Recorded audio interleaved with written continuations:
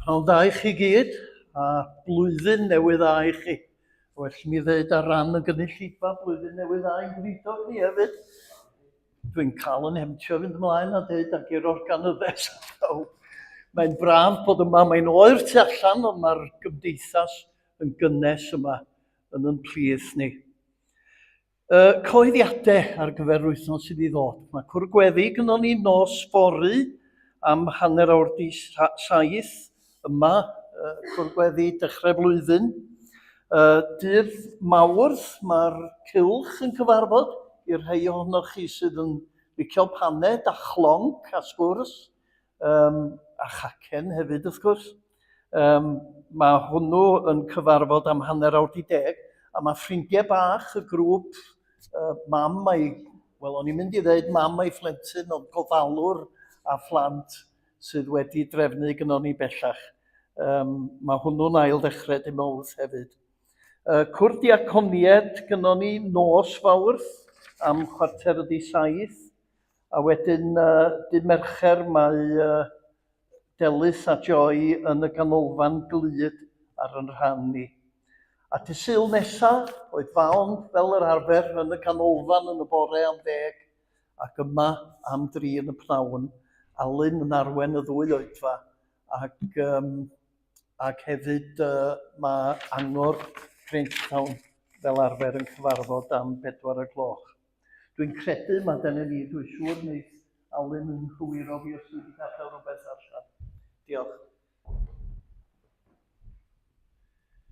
Diolch i Arfon am y coeddiadau, a gai yna hefyd ymuno blwyddyn newydd dda 2026 ffyniannus a llawn bendithion i bawb ohonoch chi.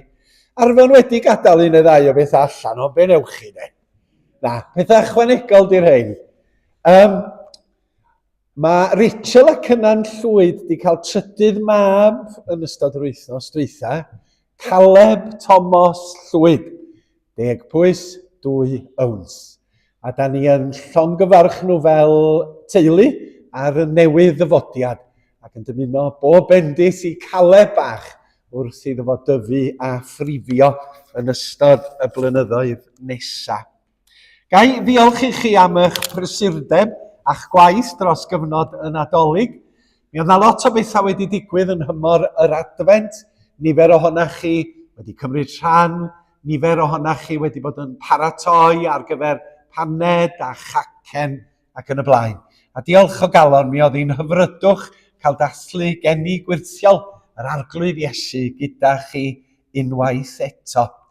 Mae'r amser wedi dod i danysgrifio ar gyfer y Cristion, cylchgrawn 2 fusol rhwng enwadol, lliwgar, llawn gwybodaeth, ac os da chi eisiau tanysgrifio, rhowch eich enw i Arfon ar ddechrau'r flwyddyn newydd. Yr un modd gyda Gair y Dydd.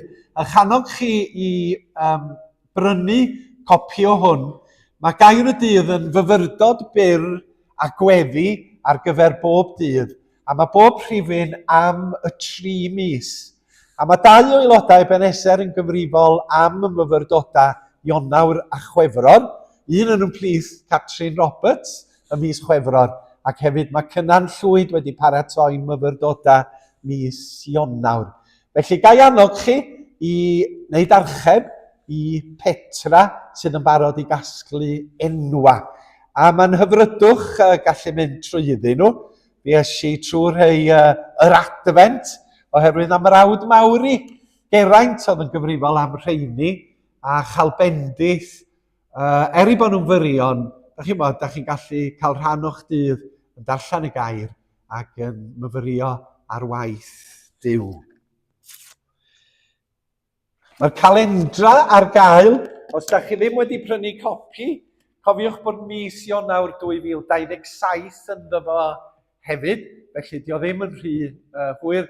10 punt y copi, alla sa ffrind yn hoffi, neu cyn aelod o Ebeneser yn hoffi cael copi o galendar dathlu 200 lwyddiant Ebeneser Caerdydd.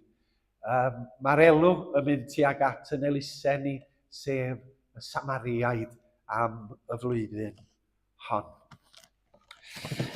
Diolch yn fawr i chi. Dewch i ni gweddio. Arglwydd, da ni diolch am gyfle ar gychwyn blwyddyn newydd sbon i gael dod at yn gilydd i glodfori i di. Ar hoi 2026 yng nghyd-destun dy fawredd a dy ogoniant a dy gadernid a dy gariad anrheithol yn yr arglwydd Iesu Grist. Da ni diolch i ti am y flwyddyn a fydd, a da ni cyflwyno y flwyddyn sydd i ddod gan fod yn gwbl ymwybodol na wyddom ni unrhyw beth fydd yn digwydd yn y flwyddyn nesaf. Ac mewn gwirionedd oherwydd yn meidroldeb, na allwn ni gymryd dim yn ganiataol. Ond da ni'n camu i mewn i fis Ionawr yn hyderus oherwydd nid ar yn penna'n hunan da ni'n symud ymlaen, ond y dy bresenoldeb di ac yng nghwmni yr arglwydd byw, yr arglwydd Iesu Grist. Felly, fe gyflwynwn y cychwyn 2026 fel hyn, gyda mawl yn yn calonna. A ddiolch i ti am y diogelwch a'r sicrwydd sydd i'w gael drwy yn ffydd yno ti dy hun. Bendithia yn cyfarfod a'r cyfarfodydd Cristnogol ledled y byd heddiw yma, a boed i ni uno gyda'n gilydd mewn mawl i ti. Yn enw Iesu Grist. Amen. Dewch i ni ganu yr emyn cyntaf. Gwawriodd blwyddyn newydd eto strigaredd arglwydd cyd a'r penillion sydd yn dilyn.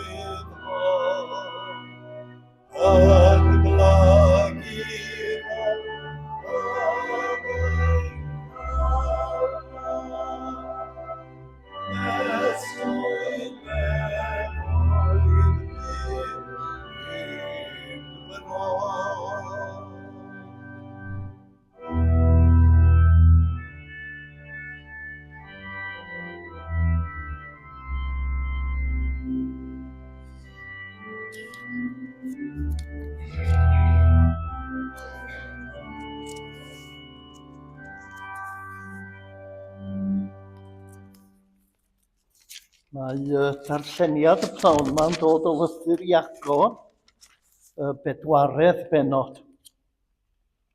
Y darllen y benod i gyd. O ble daeth ymrafeilion a chwerylon yn eich plith. Onid o'r chwantau sy'n milwrion eich aelodau, Rydych yn chwennych ac yn methu cael. Rydych yn llofruddio ac eiddigeddu ac yn methu meddiannu. Rydych yn ymladd ar rhyfela. Nid ydych yn cael am nad ydych yn gofyn, a phan fyddwch yn gofyn, nid ydych yn derbyn a hynny am eich bod yn gofyn ar gam. A'ch bryd ar wario yr hyn a gewch ar eich pleserau. Chwi rai anffyddlon, o'n i wyddoch fod cyfeillgarwch ar byd yn elyniaeth tuag at Dduw. Mae unrhyw un sy'n mynnu bod yn gyfaill i'r byd yn ei wneud ei hun yn elyn i Dduw. Neu adych yn tybio nad oes ystyr i'r ysgrythur sy'n dweud y mae Duw yn dyheu hyd at eiddigedd am yr ysbryd a osododd i drigo yno.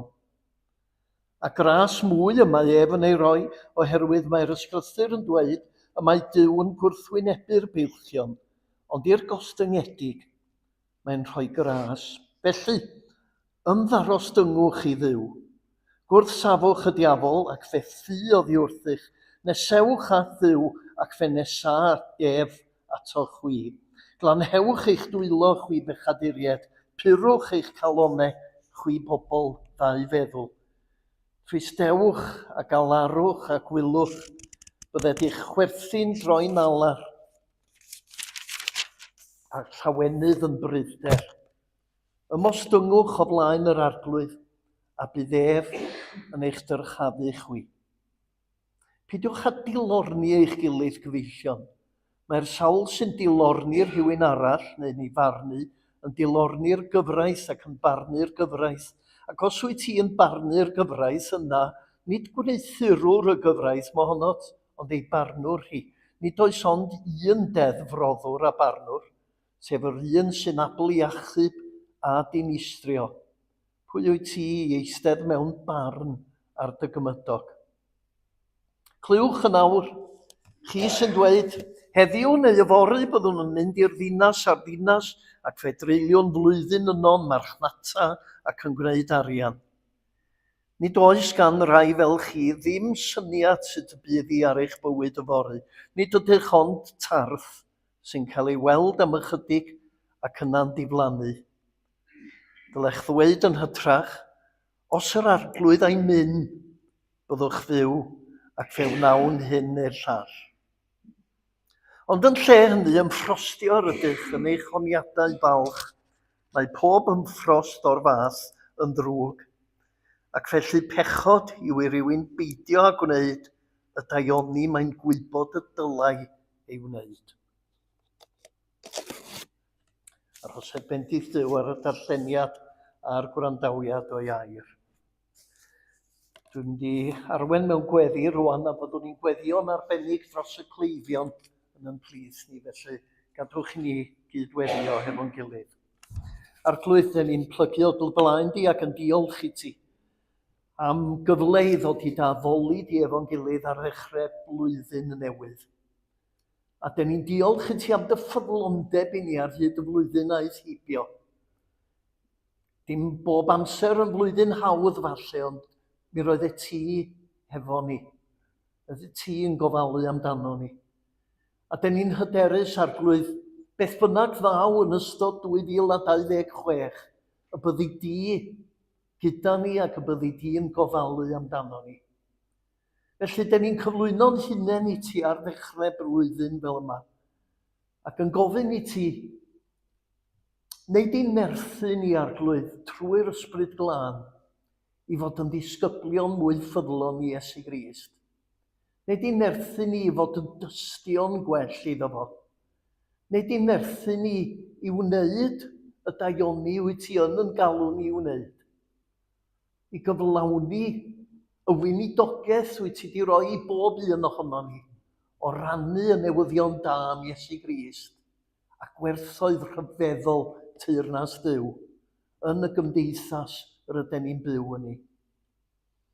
Dyn ni'n dod ar ddechrau blwyddyn fel yma ac yn gweddio, nid yn unig dros ni'n hunain arglwydd, ond dyn ni'n gweddio dros yn byd.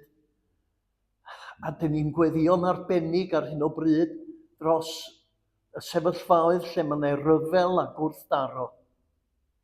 Dal i weddio arglwydd ydyn ni dros sefyllfa Gaza, dal i weddio dros sefyllfa Wcrain a deheu am weld yr heddwch mae sôn amdano fo'n dod yn reality, y cadoediad yn dod yn wir ac nid jyst yn obaith gwag. Dyn ni'n gweddio dros y sefyllfa sydd wedi codi hyd yn oed 4 awr ar 20 neu chydig mwy yn ôl ar glwydd. A'r ffordd mae yr Unol Daleithiau wedi ymosod ar Venezuela, dyn ni'n gweddio am arweiniad i wleidyddion y wlad honno ac i'r Unol Daleithiau hefyd, ac yn gofyn, Dad, neud i drigarhau a neud i sicrhau nad ydy y gwrthdaro yma yn mynd ymhellach. Ar un fath, dyn ni'n cyflwyno i ran i ti a'r bygwth sydd a'r protestiadau sydd wedi bod yn digwydd yno dros yr wythnosau diwethaf, ac yn gofyn am ryw ddatrysiad fydd yn dod a heddwch, a llonyddwch, a sefydlogrwydd i'r wlad honno. Ac yn ola, dyn ni'n cyflwyno rhai o wledydd Affrica i ti, ac yn meddwl yn arbennig am y gwrthdaro a'r lladd sydd wedi bod yn y Congo, yng ngweriniaeth y Congo ar glwydd, a dyn ni'n gweddio eto am heddwch a dealltwriaeth rhwng gwahanol garfannau. Dad, dyn ni'n cyflwyno yn hunain i ti hefyd, ti'n gwybod am anghenion pob un ohono ni. Ac fel dyn ni eisoes wedi dweud, dyn ni'n gwybod y byddi di yn dy drigaredd ac dy ras yn cwrdd ar anghenion yna.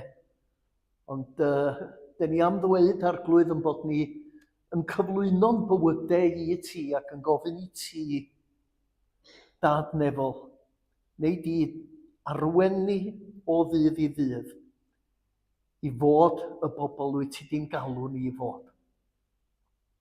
A fel eglwys, dyn ni'n cyflwyno'n dyfodol yn ystod y flwyddyn yma, y flwyddyn arbennig yma o ddathlu yn yn plith ni, 200 mlwyddiant. Dyn ni'n gweddio arglwydd, y bydd y weledigaeth roes di i'r llondwrn o bobl ddechreuodd yr eglwys yn 1826. Dyn ni'n gweddio y bydd y weledigaeth yna'n aildanio yn yn calonau ni arglwydd, ac y byddwn ni'n cael yn defnyddio i ddwyn eraill i'n plith ni, i daddoli di gyda ni. Y bydd na lwyddiant ar waith efengil Iesu Grist yn yn plith ni fel eglwys.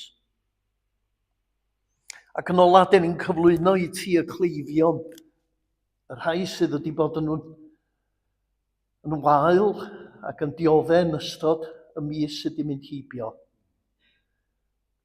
A dyn ni'n ei henwi nhw rwan ar glwydd Ger dy Bron di gan weddio dy fendith di arnyn nhw. Ni'n gweddio dros Mair Evans, dros Iwan Morris,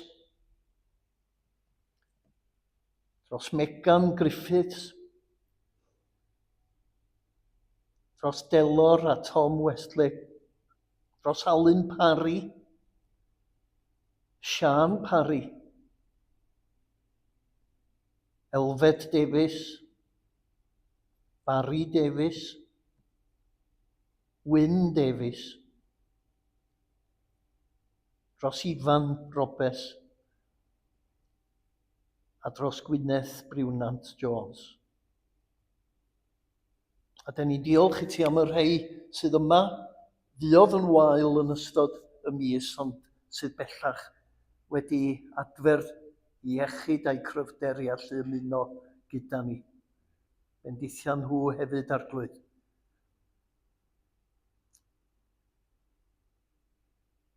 Beth bynnag ydy amgylchiadau ac anghenion y rhai a enwyd, dyn ni'n ei cyflwyno nhw'n dyner i ti rwan, ac yn gweddio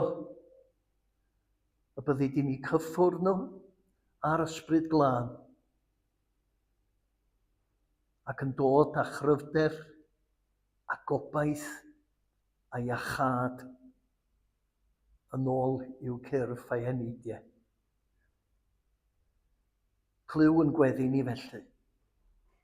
A falle fod neu rei unigolion eraill ar yn meddyliau ni.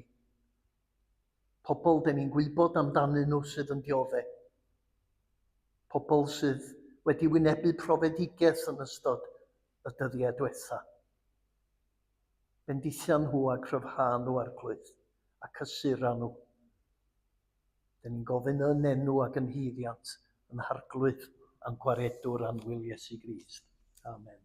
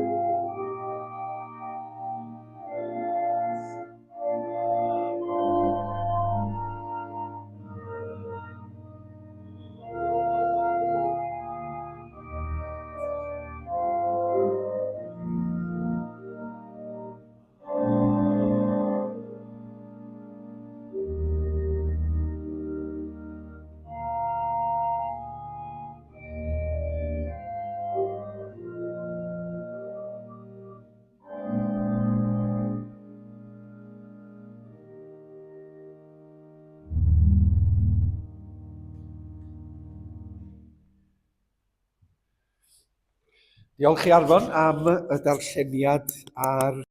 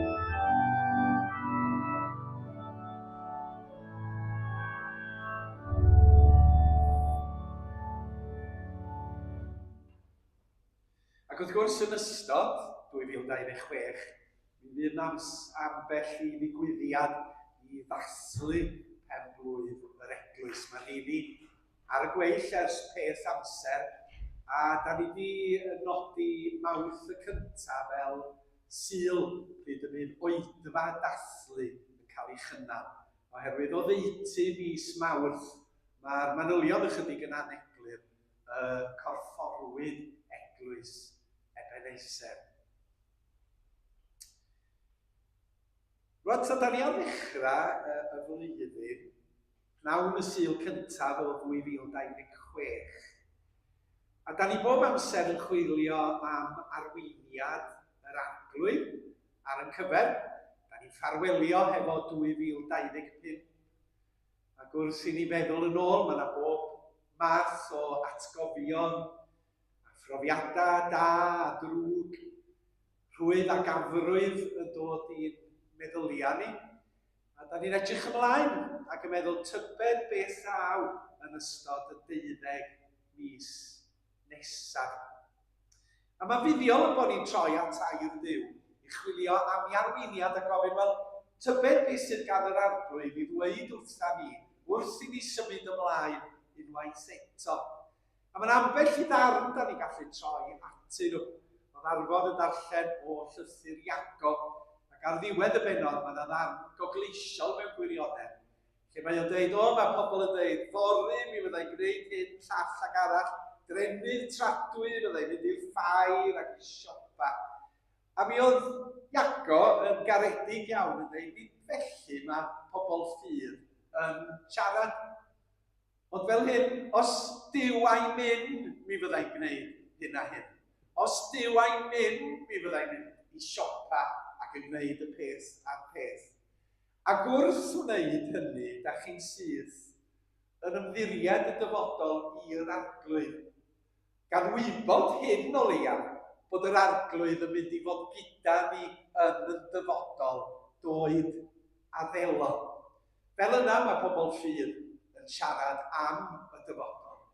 Os Duw a'i mynd, mi fydd hyn a hyn yn digwydd yn ystod 2026. Fel arall, beth bynnag fydd yn digwydd, mi fydd yr arglwydd hefo fi drwy 2026 a beth bynnag fydd yn digwydd. Oherwydd brau yda ni gyd, a da ni gwybod hynny dydan. Ac felly, da ni'n ymddiried mewn ffydd yn ngofal y tad nefol. Ac wrth i ni droi at y gair, mae rhaid ni atgoffa'n hunan yn bod ni'n ymwybodol fod Duw yn siarad hefo ni drwy eiriad Beibl.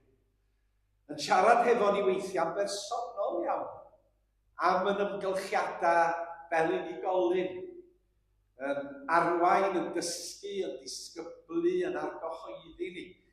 Mae o drwy y gair yn siarad hefo'i bobl, hefo ni fel cynulleidfa neu fel eglwys, ac yn rhoi arweiniad ac argyhoeddiad i ni, ynglyn ar hyn y dyla ni gredu, ar hyn y dyla ni ei weithredu.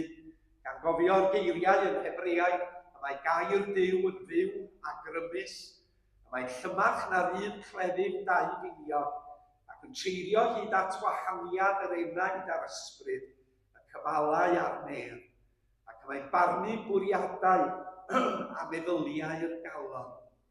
Nid oes dim yn guddiedig o'i olwg, ond y mae pob peth yn agored ac wedi ddinoethi o flaen llygaid yr un, yr ydym ni i roi cyfrif iddo. Felly, nid llythyren farw ydy'r Beibl, ond mewn ffordd gwbl arbennig, mae'n air byw sydd yn siarad hefo ni. Mae Duw yn gwybod yn union beth ydych chi'n feddwl y funud yma yn y gwasanaeth. Fe wyr yr holl alluon, beth sydd wedi digwydd i chi'n ystod yr wythnos fydd. Y pethau ydych chi'n chwerthu'n amdanyn nhw. Y pethau sy'n gwasgu arna chi oherwydd bod chi'n pryderu. Ac felly mae'r Duw holl alluon yn siarad efo chi. Falle fydd yna neb arall yn gwybod, ond da chi'n gwybod os ydy'r neges a'r geiriau yn berthnasol i'ch sefyllfa chi. A da chi'n gallu rhoi diolch i Dduw. Diolch arglwydd am yr hyn nes i deimlo a'i brofi a'i glywed o dair di. Mae gair Duw yn fyw yn rymus. Rod ydw i am droi at ychydig eiriau, yr llyfr proffwyd Eseia, ac edrych am nhw am ychydig funudau y prynhawn yma. Dwi'n troi i Eseia penod 43, adnod 18 i 19. A dyma y geiriau. Peidiwch â meddwl am y pethau gynt. Peidiwch ag aros gyda'r hen hanes. Edrychwch rwyf yn gwneud peth newydd, mae'n tarddu yn awr. Ond ni allwch chi ei adnabod. Yn wir rwy'n gwneud ffordd yn yr anialwch ac afonydd yn y diffeithwch. Da ni am aros efo'r ddwy adnod yma, Eseia 43, adnod 18 i 19. A dwi'n meddwl amdani cyd-destun nawr y presennol a cyd-destun blwyddyn newydd. Mi oedd Eseia'n un o broffwydi mawr yr Iddewon, yn proffwydo'n yr 8fed ganrif.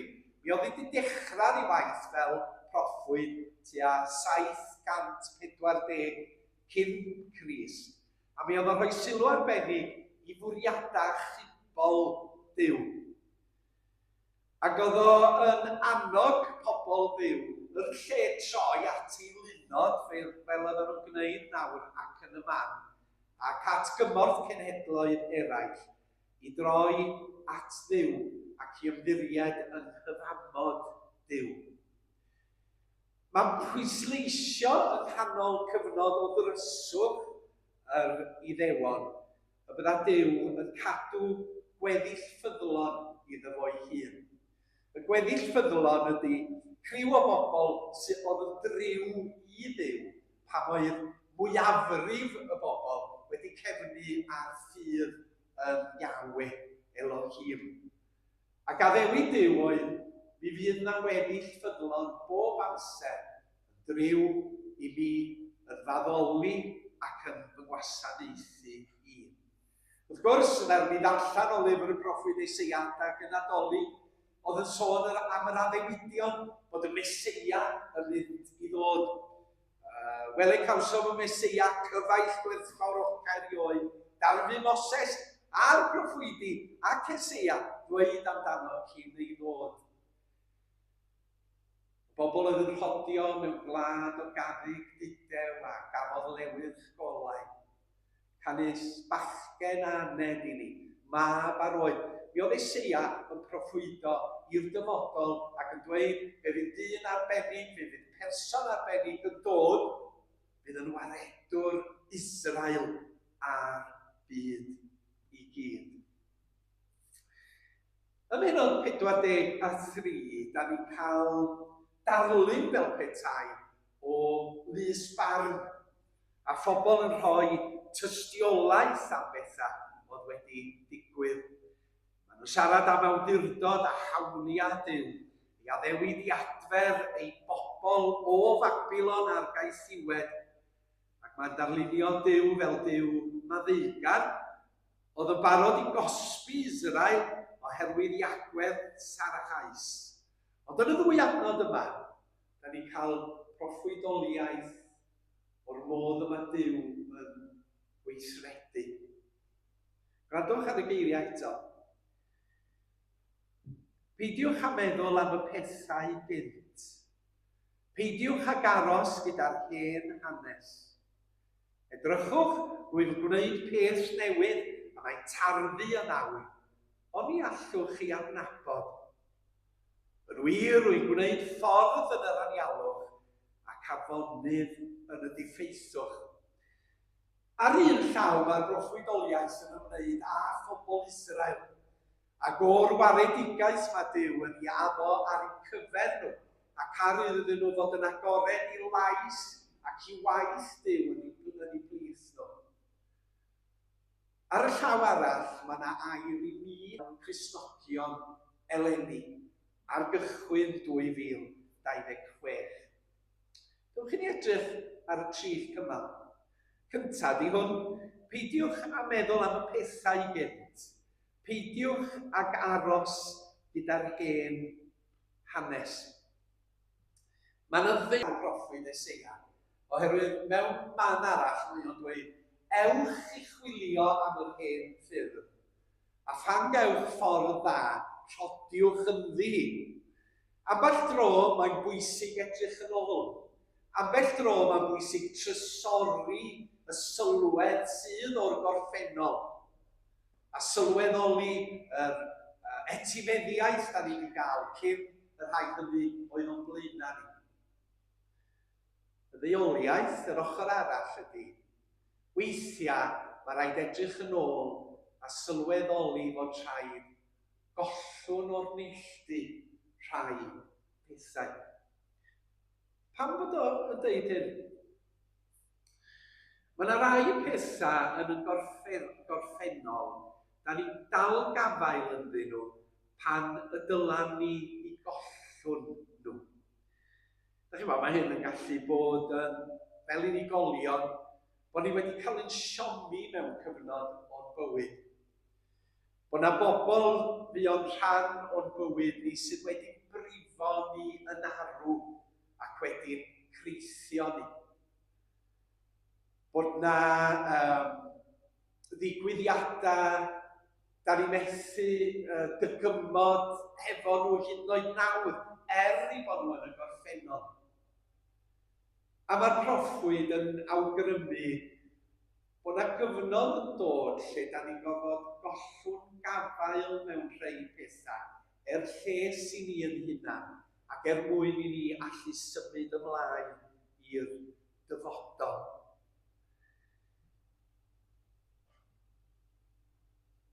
Mae yna bobl sydd yn cario creithiau am ddegawdau. Yn dal dig am ddegawdau, am bethau sydd wedi hen digwydd yn ei gorffennol nhw. A mae hyn yn niweidiol iddyn nhw, ac i'w personoliaeth, ac i'w hysbryd nhw. Peidiwch a meddwl am y pethau gynt. Peidiwch ag aros gyda'r hen hanes. Wrach, gallwch chi feddwl am rhywbeth fel hyn. Pethau da ni yn dal yn gafal ynddyn nhw sydd ddim yn bethau da. Pethau sy'n cadw ni'n effro yn y nos a phethau y dyliau ni i gollwn. Ym Mhennod Fawr Paul a'r Gariad, da chi'n cael y cymal bach wrth basio bron iawn 1 Corinthiaid 13, adnod 5. Sôn am gariad ynde. Nid yw'n gwneud dim sy'n anweddus, nid yw'n ceisio i ddibennio ni'n hun, nid yw'n gwylltio. Ac yna'r cymal bach, nid yw'n cadw cyfrif o llawn. Gollwn nhw, meddwl Paul. Gollwn nhw. Paid a dal di. Oherwydd os nad ydy Cristnogion yn gallu madda'n bethau, pwy sydd? Oherwydd mae maddeuant a gawn ni gan yr arglwydd Iesu, gan Dduw drwy'r arglwydd Iesu, yn y cymell ni, da chitha hefyd i faddau. Maddau ni eu troseddau fel yr un ni faddau i'r rhai a droseddodd i'r herbyn. Ac fel eglwysi, da ni yn gallu dal gafael mewn pethau, mewn modd afresymol.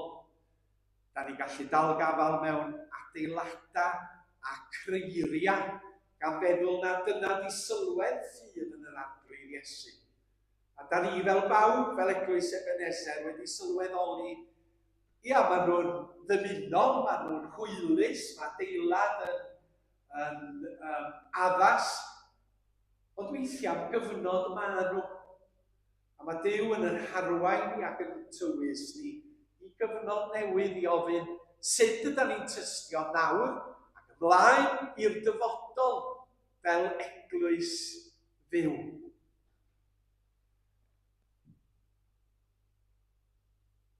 Y fory, mae Ficia fi fynd i glirio y Nadolig o'r tŷ yn y bora, a byddai'n gwneud ymweliad blynyddol ar atig. Byddai ddim yn mynd yna'n aml, ond pan mae rhaid. Ond pan dwi yn mynd i'r atig, dwi'n sylweddoli faint o sothach sydd wedi casglu yn yr atig dros 30 mlynedd. A byddwn ni'n cael sgwrs flynyddol, gan ei ni glirio'r atig nes ni. Mae'n llawn o fagia, a chreiria, a thegana, a dilladaeth o'r gorffennol, na da ni ddim i angen ddim mwy. Ond da ni cadw'r Nadolig yna wedyn, efo'r gweddill y sylfach. A mae'n bywyd ni'n gallu bod fel hyn, ydy. Bod ni'n cario pethau, bod ni yn cadw pethau sydd ddim angen i cadw erbyn hyn. O profiadau, o siomedigaethau, o chwerwder cyfnodau. Cofio Ida Jones yn dweud stori bach syml. Am bachgen yn nofio mewn llyn. Oedd o ddim yn llyn, dofn llyn bas oedd o. Ac wrth iddo nofio, oedd o'n gweld cerrig bach clws ar waelod y dŵr. Ac felly oedd o'n plymio ac yn codi carreg. Oedd o'n nofio chydig bach bellach. Oedd o'n gweld carreg, oedd o'n plymio nôl un arall. Ac oedd hyn yn mynd ymlaen ac ymlaen. Ac yn y diwedd oedd ganddo fo lont sach o gerrig oedd o wedi gasglu. Ond y drwg oedd fod y cerrig yn ei dynnu fo lawr i'r dŵr a bod yna berig iddo fo foddi. A dyma sy'n digwydd i ni weithiau, de. Da ni'n cario pethau lle y dyliau ni dan arweiniad Duw allu gosod o'r neilltu. Ac fel mae Eseia yn ei awgrymu yn yr adnod hon, peidiwch a meddwl am y pethau gynt. Peidiwch ag aros gyda'r hen hanes. Dyna'r cymal cyntaf. Dyna mae Eseia yn mynd yn ei flaen, ac yn yr ail cymal mae o'n dweud, edrychwch, rwyf yn gwneud peth newydd, a mae'n tarddu nawr, ond ni allwch ei adnabod. Yn ytrach na cario y beichiau a creiriau hefo'i gilydd o'r gorffennol, neu gael yn gorthrymu gan gymeriadau da ni wedi gwneud. Ac mae'r hynna'n gallu bod yn rhai o'r pethau, dydy? Sy'n sôn am hynny. Sef, bod ni'n dyfaru bod ni wedi gwneud pethau. Neu dyfaru ddari ni ddim gwneud pethau. A ydych chi'n meddwl amdanyn nhw? A ydych chi'n gofidio, ddylwn ni fod wedi. Mae rhaid gollwn y pethau hynny mwyn gallu symud ymlaen mewn ffydd. A chanolbwyntio ar Dduw, ac ar y ffaith bod Duw heddiw yn gwneud pethau newydd. A mi allwn ni sôn bod Duw yn gwneud pethau newydd o fewn i ddynoliaeth, o fewn i'r greadigaeth, bod Duw yn gwneud pethau newydd yn Nghymru. Nid Duw hanes yn unig ydy Duw. Mae o'n Dduw yn presennol, mae o'n Dduw y dyfodol. Mae o'n Dduw sydd yn gwneud pethau newydd fel creawdwr ac mae o'n weithredol yn awr. A mae'n sôn yn y cymal yn dydy, edrychwch rwyf yn gwneud peth newydd y mae tarddu nawr. Fel mae tarddu yn gwneud chi feddwl am ffynon yn dydy, bod dŵr yn tarddu o'r ffynon, bod yna rhywbeth yn llifo. A mae'r Duw byw yn gwneud pethau newydd nawr. Nawr, ydyn ni'n agored i waith newydd Duw. Ydyn ni'n agored i chwilio am y pethau newydd yma Duw yn neud yn ein plith ni. Mae yna rhyw fath o ddigalondid o fewn i Eglwysi Cymraeg Cymru. Bod Duw wedi stopio, bod Duw wedi ymddeol, bod Duw wedi mynd i'r gogoniant a mae o wedi aros yno, a dydy o'n gwneud dim byd yn ein plith ni. Nid dyna tystiolaeth y gair. Mae Duw yn gwneud pethau newydd nawr. Mae nhw'n tarddu yn awr. A mae rhaid ni agor yn meddyliau fod falla nid yn ni'n disgwyl, falla nid yn y ffyrdd yr oedd Duw yn gwneud pethau newydd. Mae'r Duw byw ar waith heddiw yn ein plith ni. Ymhlith yn eglwysi, ymhlith yn cymunedau, ymhlith yn pobl ifanc. Ymhlith Cristnogion triw a ffyddlon Yr eglwys yn eich blid fyddlon. Yr eglwys yn eich blid chi. Yn eich calonach. Yn ymwybodol fod Duw yn bendithio ni nawr. Trwy yr ysbryd glân a thrwy yr efengil fawr. Ydyn ni'n agored i'r ffaith fod Duw yn siarad hefo ni mewn wythfa fach pnawn dy Sul, 4 o Ionawr 2026 yn yr eglwys newydd. Edrychwch, rwy'n gwneud peth newydd, y mae'n tarddu nawr. Oni allwch ei adnabod. A mae hwnna'n awgrymu weithiau, da ni'n gallu adnabod y ffordd mae Duw yn gweithio. Oni allwch ei adnabod yn Nghymru heddiw. Yn un diffeithwch, ddoi at hwnna yn mynd, diffeithwch ysbrydol. Oni welwch chi waith Duw.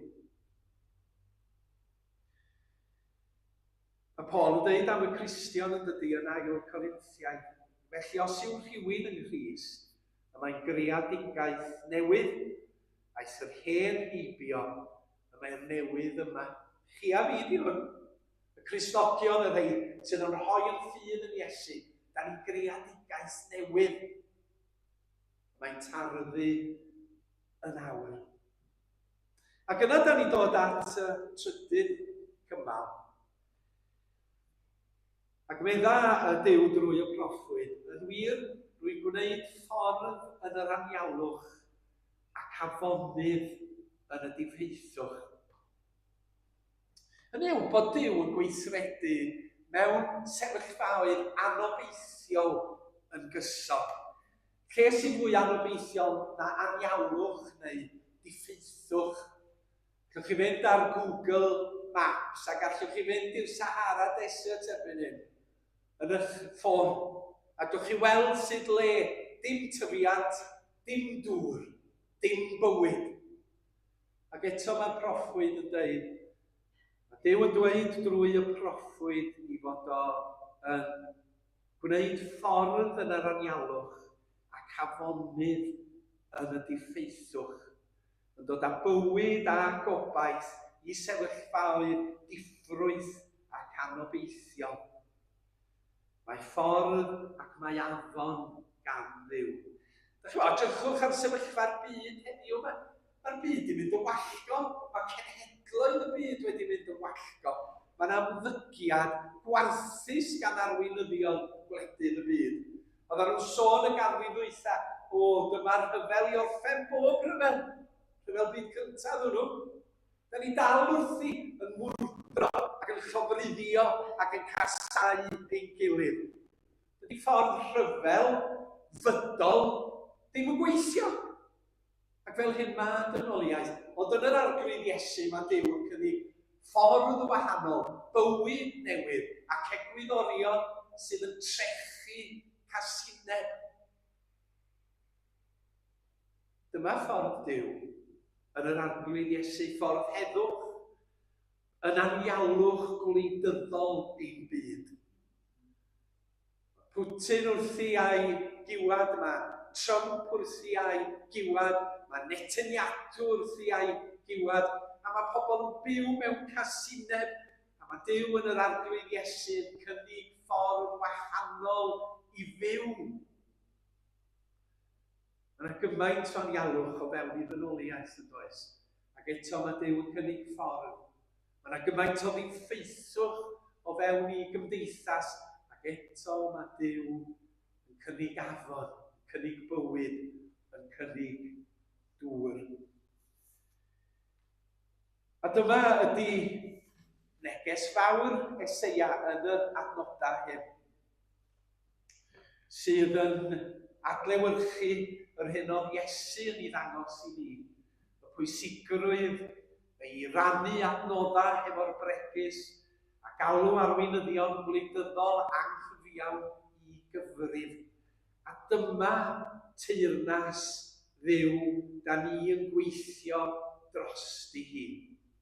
Mi o Paul wedi dweud wrth y Philistiaid, gyfeillion, nid wyf yn ystyried fy mod wedi ei feddiannu, ond un peth gan anghofio'r hyn sydd o'r tu cefn, ac ymestyn yn dair at yr hyn sydd o'r tu blaen. Rwy'n cyflymu at y nod i ennill y wobr, a mae Duw yn fy ngalw i fyny ati ym Mhrist Iesu. Lle oedd Paul yn dweud i fod o'n parhau i weithredu dros deyrnas Dduw, dros newyddion da yr arglwydd Iesu Grist, gogoniant i Dduw, oherwydd dyma yr unig beth sydd yn mynd i wneud gwahaniaeth yn y pen draw. A dyna ni Eseia 43 ar gychwyn blwyddyn newydd.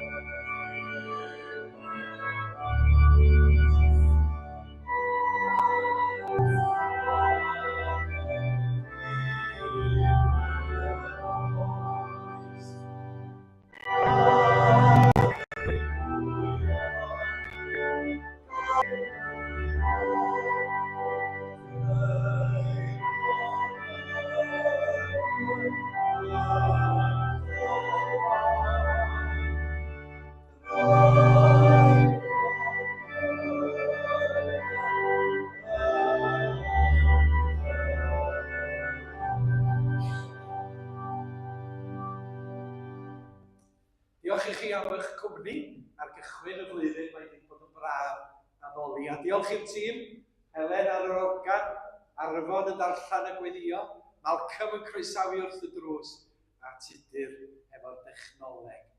Gawn ni gydweddio. A thangnefedd Duw yr hwn sydd i'w chlaw pob deall, ac eidw eich meddyliau a'ch calonau, yng Mhrist Iesu'n